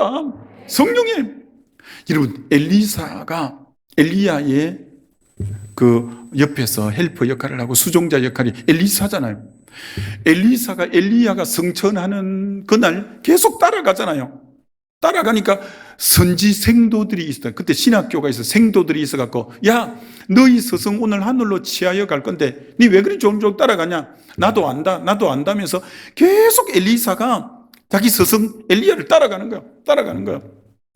그런데 엘리야가 이제 하늘로 해리바람 타고 올라가기 전에 하도 따라오니까 엘리사에게 너 뭘 구하냐? 네가 원하는 게 뭐냐? 라고 하니까 선생님의 영감의 갑절을 덧입길 원합니다. 이게 사모함이 있는 거예요. 여러분 성령의 불은 누가 받냐? 불타는 목마름이 있는 사람, 갈망하는 사람, 사모하는 사람이 성령의 불을 받는 줄 믿습니다. 사모함이 있어야 돼요. 사모함이 불타는 목마름이 있어야 돼요. 흐지부지 아까 종지 갖고 좀 주세요. 주님 감사합니다. 이런 거면 조금밖에 안 되고 진짜 갈망이 돼. 하나님 나라를 꿈꾸면서 성령이 불을 달라고 말씀 위에 부르짖는 게 필요해요. 그런 게 이 아까 엘리사가 그 갈 때 같은 레벨인 선지 생도들이 전부 비웃었잖아요. 야, 너희 스승 오늘 지하에 갈 건데 니 그리 졸졸 따라다니면 뭐하냐? 나도 안다 하면서 계속 따라가거든요. 근데 그돛이 엘리야가 승천하면서 그돛이 떨어졌는데 그돛을 붙잡고 요단강을 치니까 요단강이 둘로 쫙 나누어지고, 여러분이 한번 세봐요. 엘리야가 행한 기적과 엘리사의 행한 기적은 정확하게 2배, 갑절의 축복을 달라 했으니 정확하게 2배가 딱 돼요. 2배가. 그가 성령의 능력을 받은 거예요, 엘리사가. 근데 조금 전까지 같은 레벨인 생도들이 이 엘리사가 불을 받고 그들 앞에 갔을 때, 이 방금까지 조금 전에 갈 때 비웃었던 생도들이 불 받고 나타난 엘리사에게 어떤 행동을 취했을까요? 부복했더라. 성경이 그렇게. 부복이 뭐냐? 머리를 땅에 조아리고 엉덩이는 높이 치게 들고 납작 엎드린 이런 모습이죠. 여러분, 동급생인데 영적 권능을 받으면 그 앞에 부복하는, 영적 권위 앞에 부복하는 역사가 일어나게 되는 줄 믿습니다. 여러분, 영적 권능을 예사로 생각하면 안 돼요. 예사로 생각하면 안 돼요. 이처럼 여러분이 성령의 이 능력을, 이 시대가 가장 교회가 갈구해야 될 게 위로부터 임하는 성령의 능력인 줄 믿습니다. 근데 아까 말한 것처럼 말씀 위에 성령의 불이 임하면 너무너무 능력 있는 종들이 되는 거예요. 능력 있는 종들이. 오늘 이 시대가 부흥이 안 된다, 코로나 때문에 성도들이 줄어든다, 어디 가도 그런 얘기 하잖아요. 여러분, 그렇지 않습니다. 그런 세상 소리가 정설인 것처럼 받아들이면 안 돼요. 죄송해요. 우리 교회가 코로나고 이런 거 관계없이 계속 부흥했다고 했잖아요. 계속 몇 억씩 늘어났다고 했잖아요. 여러분, 성령의 역사가 있는 곳에는 성령이 어디 환경에 지배받는 영이에요? 환경을 창조하신 분이 환경을 정복하고 지배하는 분이지. 여러분, 성령의 불을 받으면 그곳에 하나님의 역사는 오늘도 변함없이 일어나게 되는 줄 믿습니다. 그게 성령의 역사지. 자, 그럼 그렇게 갈망할 때 성령이 어떤 식으로 임하냐면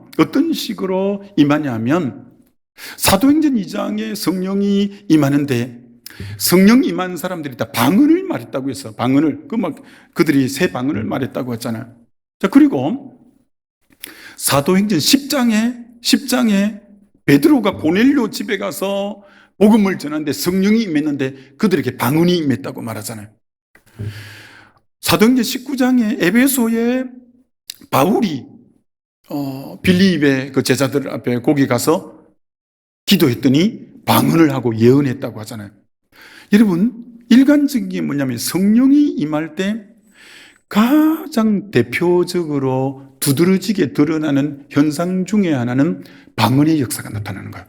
그래서 심지어 지난날 순복음 교회는 방언 받지 못하면 성령을 받지 못했다고까지 말할 정도였잖아요. 그게 이제 합당한 말은 아니지만 그 정도로 성령이 임할 때 가장 먼저 드러나는 은사가 방언이 일어나는 거예요. 방언.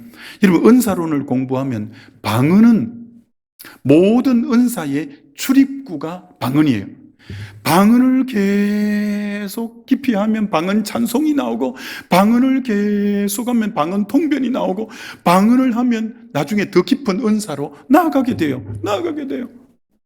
저는 방언 통변을 한동안 하다가 안 했어요. 왜 안 했는지 아세요? 100% 자신감이 없는 거예요. 딱 손 얹으면 성령이 생각나게 하는 부분이 있는데, 이러다가 내 생각이 가미되어서 혹이나 잘못 이끌면 어떡하나 딱 생각이 된 날부터 직접적으로 방언 통변을 하기보다 그만 기도해 줄 때 기도에 섞어서 말을 하고 이렇게 하지, 방언 통변식으로 안 하는 게 더 덕이 되겠다 싶은 거예요. 너무 그걸 또 신비하게 생각하고 이상하게 생각했던 해서 여러분이 방언 은사를 계속하면 성령께서 통변이 나오게 하고, 통변이 나오게 하면 예언도 나오게 돼요. 예언이, 여러분, 제가 어제 낮에 할 때 그 영혼을 위해서 기도할 때 거기에 정확한 말씀을 주신다는 부분 했잖아요. 하나님이 여러분이 계속 기도할 때 생각나게 계속 하는 거예요. 그게 더 발전될 때 예언으로 가는 거예요. 예언으로. 사실 설교가 예언적 사역이 설교예요. 목회자의 설교의 한 부분이 예언적 사역이에요. 양떼들을 위해서 계속 기도하면서 하나님이 양떼들에게 주시고자 하는 하나님의 말씀을 받아 전하는 설교는 예언적 사역의 한 부분이기도 해요. 한 부분. 그렇다고 뭐 예언이라고 이런 거 말고 올해는 동쪽으로 가지 마세요. 올해는 뭐 물 쪽으로 가지, 이런 예언 말고, 예언이라는 건 하나님의 말씀을 그에게 정확하게 던져주는 거죠. 증거하는 거죠. 그런 것처럼. 그래서 여러분이 방언은, 하는 사람은 뜨겁게 방언해요. 방언하면 다른 은사의 출입구가 되는 거예요. 방언하면, 갑자기 왜 생각이 안 나? 그분, 홍콩에서 빈민가, 마약, 창녀, 깡패들이 있는 곳에서 제키 플랭크 선교사가 빈민가에 마약, 조폭, 창녀들이 있는 그곳에 선교하는데 막 회심을 안 하잖아요. 그 거친 사람들이. 근데 성령님이 어느 날 그분 책에 보면 책망하는 거야.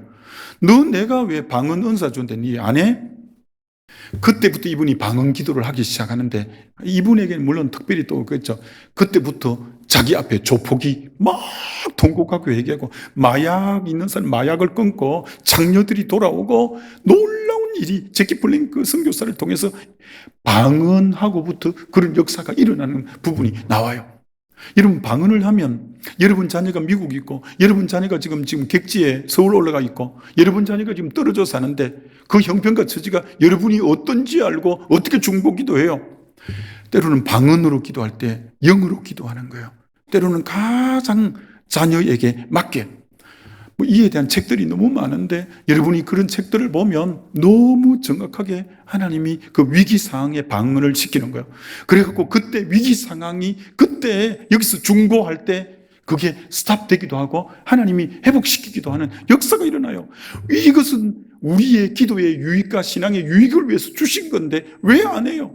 계속하면 은사가 더 깊어져요. 여러분이 고린전서 14장에 방언으로도 기도하고 우리말로도 기도하고 두 가지를 섞어서 계속해요. 그럼 영적으로 더 깊어져요. 그래서 방언을 계속하면 언어기 때문에 유창해져요. 방언은 언어기 때문에 유창해져요. 그리고 여러분 방언을 계속하면 방언 찬송도 나와요. 그래서 여러분이 해봐요. 그러면 영적 세계에 더 그렇게 되고 신령해져요. 그래서 하나님께서 우리에게 하는 거예요. 여러분 이런 말 들어봤죠? 옛날에 하늘산 기도원 이천석 목사님이 있을 때 거기 가면 막 계도 방언하고 막 이랬었는데, 거기 가면 방언을 가르친다 이런 말도, 거기는 방언을 가르쳐준다. 희한하죠. 방언은 위로부터 성령으로 임하는 건데 방언을 가르쳐준다. 그거는 은사론을 배우면 그게 성령과 협력하라의 분야예요. 왜? 성령이 나의 혀를 지금 주관하려고 하는데 내가 내 의지로 혀를 깎여먹어 해보시라니까요. 이래서 하면 자기가 자기 혀를 주님 앞에 허락 안 하면 성령이 역사 안 하는 거죠. 그렇기 때문에 일부러 그때 어떻게 하냐. 그래서 하늘산 기도원에 가면 이렇게 성령을 위해서 성령 받기 위해서 기도하고 할 때 때로는 할렐루야라고 해보라는 것은 그걸 방언을 가르치는 것이 아니라 성령이 임재할 때 성령과 협력하기 위해서, 성령이 나를 사로잡기 위해서 할렐루야로 어떤 의미로 자신을 내어주는 한 표현이에요. 평택대학교 김동수 목사님, 우리 MDV 서울신대 MDV 출신이고 하버드에서 신학하셨나? 그런 너무 귀한 분인데 성령 사역을 하셔요. 그분이 우리 교회에 와서 성령 사역할 때도 그분은 할렐루야를 하라는 게 아니라 찬송을 이렇게 하면서 자연스럽게 방언이 툭툭 터지게 하는 또 그런, 그게 근데 원리는 뭐냐? 성령과 협력하는 부분에서 너 의지를 주님 앞에 내어 맡기는 표현으로 때로는 할렐루야라고 하고 이렇게 이제 하라는 거예요. 그렇게 하면 되는 거죠. 자, 그럼 마지막 결론. 그럼 성령은 홀리 스피리트, 거룩한 영이잖아요. 거룩한 영. 근데 성령이 임할 때 사도행전 2장에 선생님 우리는 어찌할꼬 하니까 베드로가 이렇게 했잖아요. 너희가 회개해라. 그리고 세례를 받고. 그럼 성령을 너희에게 선물로 주시라. 이게 거룩한 영이 임하기 전에 전제 조건이 회개해서 내 영혼을 깨끗하게 비우는 작업이 언제나 선행돼요. 그래서 아마 여러분도 이 알파코스 그 주말 수행에 올 때 회개에 대한 메시지를 먼저 전하고 성령에 대한 메시지를 전할 거예요. 마음을 먼저 철저하게 비우는 작업이 필요한 거예요. 자, 그럼 마음을 어떻게 비우냐? 여러분이 회개를 막연하게 하는 것이 아니라 여러분이 첫 번째 회개하는 부분이 뭐냐면 하나님이 제일 싫어하는 게 이 죄를 지으면 막 바벨론에도 하나님이 보내버리고 이걸 하면 외적이 바로 쳐들어오게 만들고 하나님이 제일 싫어하는 죄는 우상숭배예요. 그죠? 하나님 우상숭배, 자기 영광을 빼앗기지 않고 하나님 자리에 우상을 갖다 놓는 거는 너무너무 싫어해요. 너무너무. 여러분 중에 우상숭배의 죄가 있으면 그거 철저히 해야 돼요. 그래서 우리 교회는 포항교회에서 이건 이제 38기까지 했으니까 제사를 주도식으로 바꾼 분이 수두룩하고, 그리고 목사님 좀 우리 가게에 와달라고, 지금도 아마 그게 있는지 모르겠어요. 포스코 포항제철 형산강 다리를 건너면 밤중에 가장 네온사인이 화려하게 빛나는 가바레 이름이 무역센터예요. 가바레 이름이. 무역센터 여사장이 우리 은혜의 동산에 온 거예요. 성령을 받은 거예요. 그래서 이분이 목사님, 난 또 가발에 예배 드려달라는 건 나 처음 했네. 난 또 그곳이 그렇게 어두컴컴한 줄 나 처음 알았네. 그래서 우리 이제 몇 명하고 가발에 예배 드리러 갔어요. 그 사장이 이제 은혜 받고 성령 받았으니까.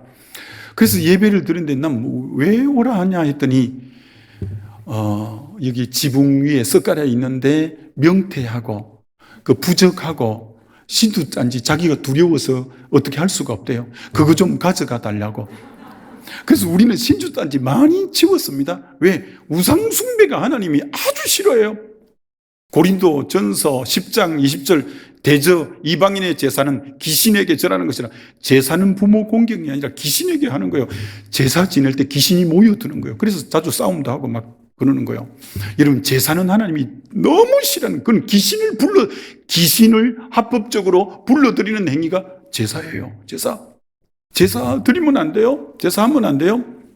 추도식으로 다 예배로 바꿔야 돼요. 예배를 바꾸고. 그러니까 성도들 중에 우상숭배가 하나님이 제일 싫어하니까 제사를 추도식으로, 그리고 오늘의 운수 점괘 사주팔자 등등은 악은 모양으로도 버려야 돼요. 그런 건 절대 안 돼요.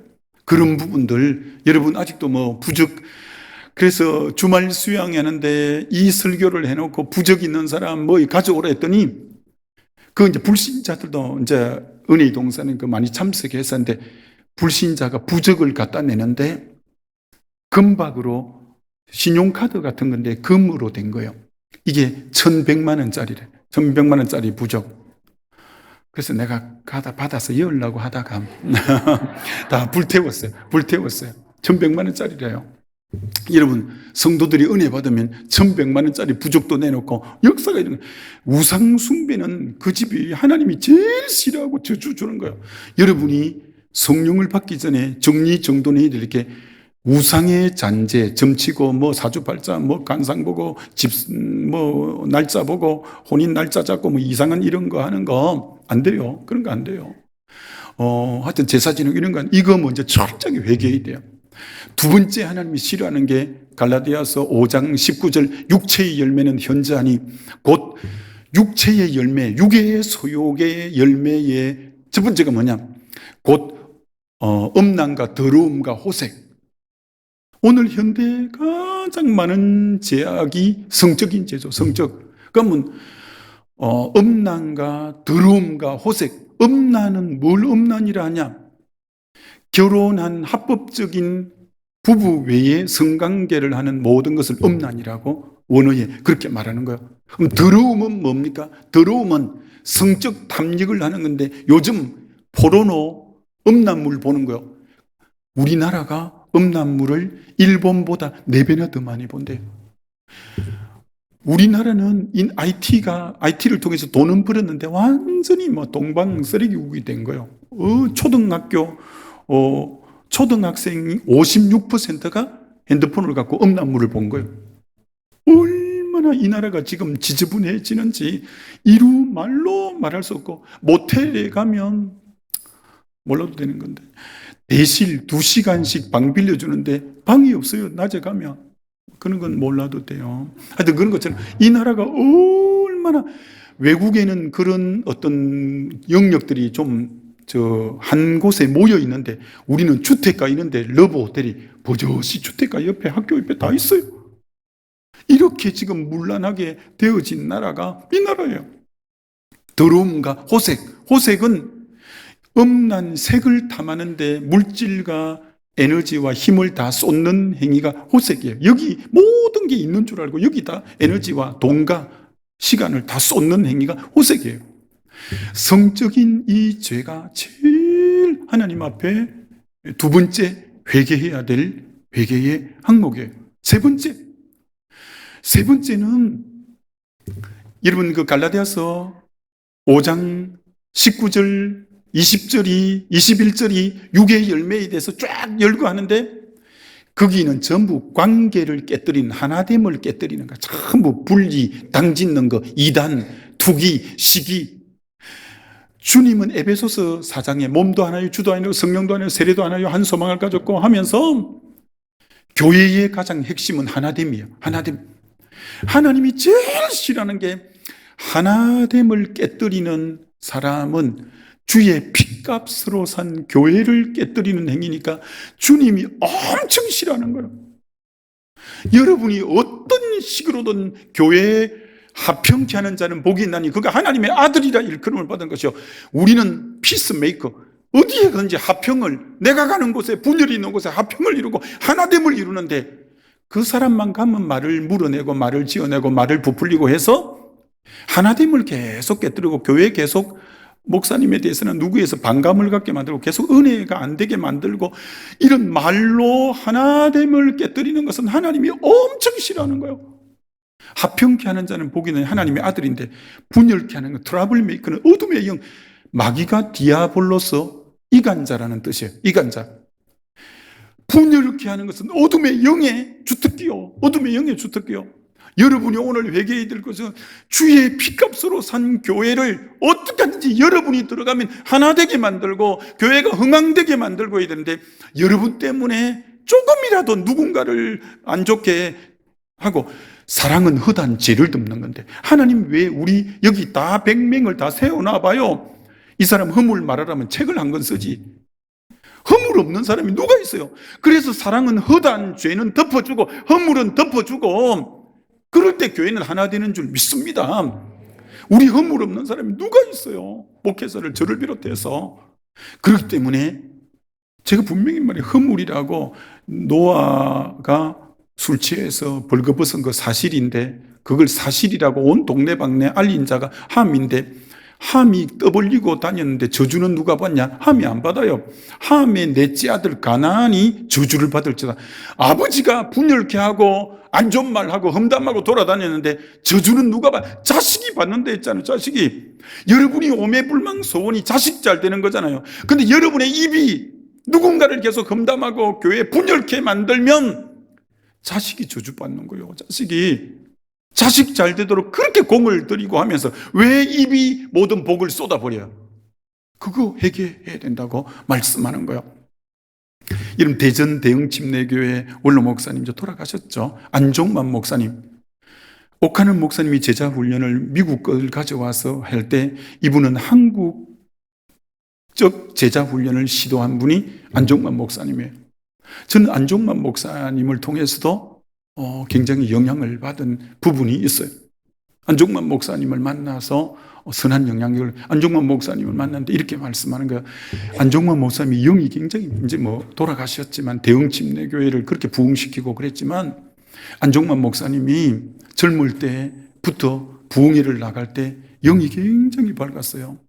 그때만 해도 숙소가 없어서 여인숙을 부흥회 가면 잡아줬대요. 흐름한 여인숙을. 근데 이제 낮 집회, 새벽 집회하고 낮 집회하고 저녁 집회 하려면 오후에는 그래도 약간 좀 쉬고 있는데 누가 여인숙을 똑똑 두드린 거예요. 누군가 여전도 중년 여성이 찾아온 거예요. 근데 어서 오십시오 하고 또 여간방에 들일 수 없잖아. 여자가 찾아왔는데. 그러니까 안종범 목사님 약간 난처한 거라. 요인 속에 어떤 여자가 찾아왔으니까. 그 어떻게 찾아왔나니까 목사님께 꼭 상담할 게 있어 찾아왔다고 하면 여전도 회장이래. 부흥이 하는 교회 여전도 회장이래. 그러니까 속으로 여전도 회장님 자기 목사님한테 하지 왜 나한테 안 오 싶은데 뭐 찾아왔다니까. 그래서 어디서 상담을 해줘야 되나. 그렇다고 뭐 어서 들어오십시오 이렇게 할 수도 없고. 그래서 두리분 그러다가 모태 그 여인숙 마당에 파라솔 같이 의자를 놔둔 데가 있어. 그건 다 보는 데니까 거기 앉아라고 해서 마주 앉은 거예요. 그래서 왜 오셨냐고. 앉자마자 막 달구똥 같은 눈물을 펑펑 흘리면서 목사님, 제가 사람 둘을 죽였어요. 아이고 잘못 만났구나. 이거 진짜 사람 둘을 죽였으면 내한테 오면 왜 하노 이거. 내한테 오면 경찰서로 가든지 뭐 자기 목사님한테 가든지 나한테 오면 왜 하노 이거. 그래서 목사님이 어찌란 거야. 사람 둘을 죽였다는데. 하여튼 여차시차에 보니까 자기 아버지가 술꾼이고 늘 술집, 부잣집에 돈을 빌려서 외상술 갖다 먹고 이랬는데 너무 빚이 많아서 빚을 못 갚으니까 그 부잣집에서 계속 자기 집에 닥달을 하는 거예요. 그래도 빚을 못 갚으니까 어느 날 자기 아버지를 부른 거예요. 자네 빚 언제 갚을 거냐고. 아유, 죄송하다고 조금만 더 기다려달라고. 근데 그분이 이렇게 제의하는 거야. 그렇다면 자네 그 딸 있잖아, 딸. 우리 아들하고 혼인하면 빚 다 탕감해 주겠다고. 옛날 참 무지한 아버지들은 그렇게 또 하곤 했잖아요. 근데 그 아들이 개망난이야. 늘 도박하고, 계집질하고 이런 이제 아들이었대. 그 이제 양종만 목사님이 계집질을 해서 내가 그대로 말하는 겁니다. 하여튼 그렇게 했대. 그런 아들인데, 그래서 완전히 논팽이고 막 그런 사람이요. 그게 결혼도 누구도 안 오고 있는데 그 세상에 아버지가 그하고 결혼을 시킨 거예요. 그게 정이 있을 리가 있습니까? 그래서 어거지로 밀려갔는데 어떻게 사니까 애는 배잖아. 애는 왜 배지? 하여튼 애는 배서. 그러니까 애는 배는데 정은 하나도 없잖아요. 아니냐 다를까 술 먹고 와서 때리고 또 맨날 뭐 바깥에 싸돌려 다니고 또 간혹 들어오고 또 때리고 막 이러니까 그래서 애를 지워서 도저히 못 살 것 같은 거라. 이 사람하고는 정이 하나도 없고, 뭐 신혼 때부터 때리고 그러니까. 그리고 이제 도망갈 궁리만 하고 있는 거야. 도망갈 궁리만. 근데 또 애가 또 생겼어. 만정이 떨어지는 거예요. 맨날 때리고 폭력을 행하니까 또 애를 또 지웠어. 그리고 도망갈 궁리를 하는데 술을 먹고 바깥에서 겨울에 자다가 동사해서 얼어 죽은 거예요. 그게 그렇게 진절머리 나는 그 동네에 살 수 없어서 서울로 온 거예요. 서울로. 너무 맥이 빠져 있으니까 누군가가 전도해서 교회로 데리고 간 거예요. 전도해서 교회에 앉는 그날 목사님 설교가 낙태는 살인죄라고 해버린 거예요. 그러니까 자기는 당장 두 사람을 살인한 살인자가 되었어. 그게 이게 보통 일이 아니라 교회 갔더니 좀 마음 평안할까 싶어서 수고하고 무거운 짐빈자들이 오라 했는데 가니까 수고하고 무거운 짐을 바로 막 살인자로 막 눌러버리는 거예요. 그게 이분이 어떻게 하면 이 살인죄를 복음이 안 들어가니까 어떻게 살인죄를 해결하냐 해서 아침부터 저녁까지 틈나면 교회 나와서 마당을 썰고 빗자루를 갖고 뭐 닦고 걸레 갖고 닦고 한 게 믿음 좋다고 여전도 회장을 시켜버렸어. 여전도 회장을. 그리고 부흥회가 된 거예요. 그게 이 사실을 담임 목사님 얼굴은 늘 봐야 되니까 이 희한한 기구한 운명을 말할 수는 없고 그 부흥회 강사 목사님한테 자기 이 지금 안타까운 마음을 토로한 거예요. 안종만 목사님 영이 굉장히 맑은 분이었습니다. 이분이 이렇게 딱 얘기를 하는데 둘이 마주 앉아서 얘기를 듣는데 스크린 하나가 싹 지나가는데 요한 1서 1장 7절이라고 딱 지나가는 거예요. 하나님의 환상 가운데 보여준 거예요. 1장 7절이 뭐냐면은 예수의 피가 우리의 모든 죄를 사하셨느니라는 구절이에요.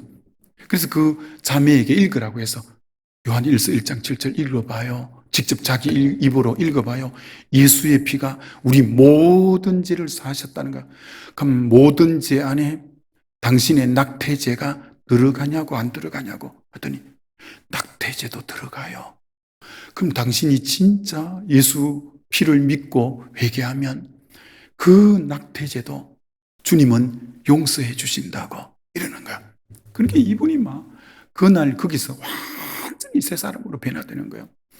여러분이 낙태의 죄나 이런 부분도 회개해야 돼. 회개하면 하나님이 예수의 피는 우리 모든 죄를 사해 주시는 능력이 있는 줄 믿습니다. 여기 있어요.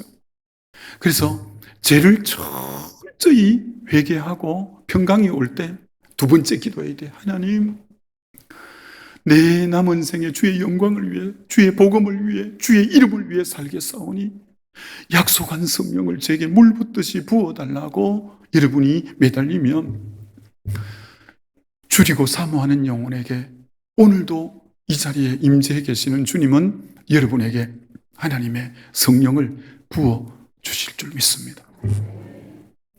여러분, 성령 안 받고 죄를 이길 재간이 없어요. 능력 안 받고 죄를 이길 재간이 없어요. 우리는 성령 받고 정말 여러분이 능력 받고 이 땅을 승리자로 로마서 8장 31절 그리스도 안에서 넉넉히 이기는이라고 한 것처럼 우리는 당연히 그리스도가 이미 정사와 권세를 벗어버려 십자가로 승리하신 것처럼 우리도 주님 안에서 성령의 능력 받고 매일매일 이기는 자로 살아가게 되시기를 주의 이름으로 축원합니다. 자, 22분이라서 내가 30분 되면 집에 가야 돼요. 그래서 어떻게 할 거냐면 제가 여러분에게 치유기도 한번 하고 그리고 목사님 하여튼 나오셔서 한번 해서 축도하고 일단 예배를 딱 마치고 그 다음 통성으로 기도하고 이렇게 할 거예요. 그래서 여러분이 이 밤에 좀 생각나는 모든 죄를 회개하고 성령을 갈망하며 이제 성령의 불을 달라고 기도하면 오늘 이 밤에 사모하고 주린 영혼에게 약속한 성령을 우리 하나님께서 부어주시는 역사가 일어날 줄 믿습니다. 목사님, 그러면 치유기도 한번 하고 축도로 일단 마무리할까요? 간구하고. 그러면 자, 여러분이 몸이 아프신 분은 아픈 부위에 믿음으로 딱 손을 얹어 보셔요. 믿음으로 아픈 부위에 여러분 출애굽기 15장에 여호와 라파 하나님, 그걸 현대인의 성경에는 의사이신 하나님, 치유자인 하나님 이렇게 번역해놨죠. 하나님은 의사이시고 치유자이신 하나님이에요. 치유자이신 하나님.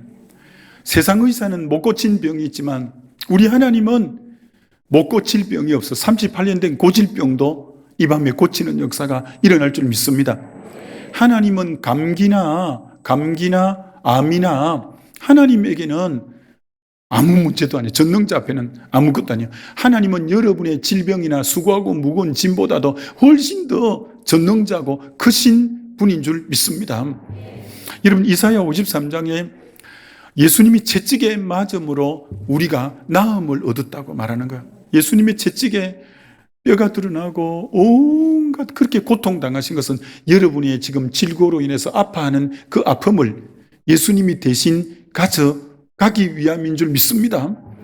그리고 마태복음 8장에 예수님은 우리의 연약함을 담당하시고 병을 짊어지셨다고 말해요.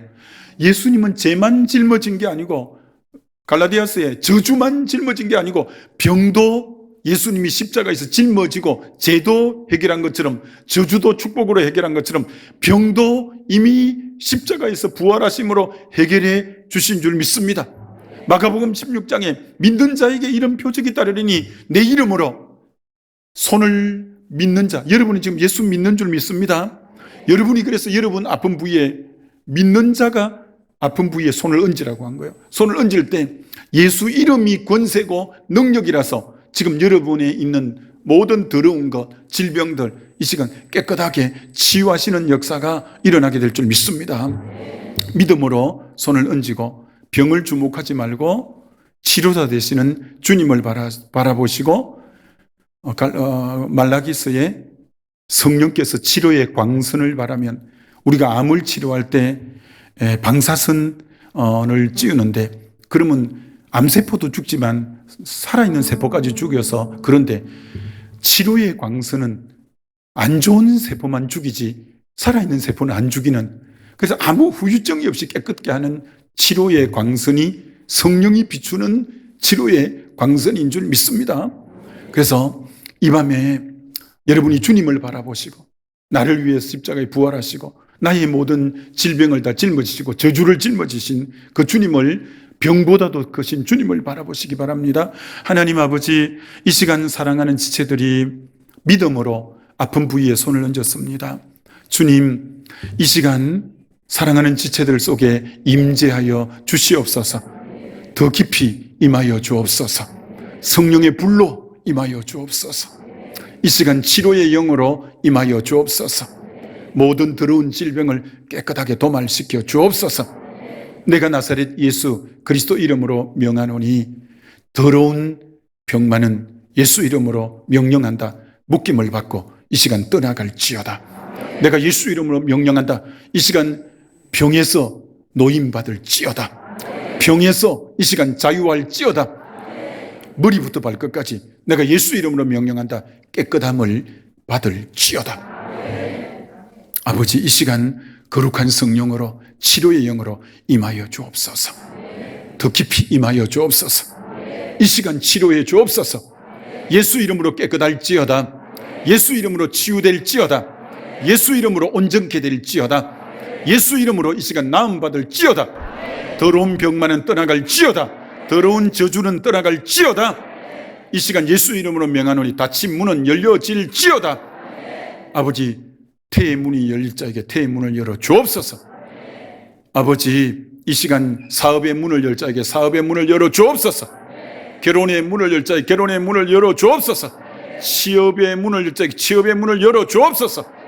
아버지, 기도의 문을 열어 주옵소서.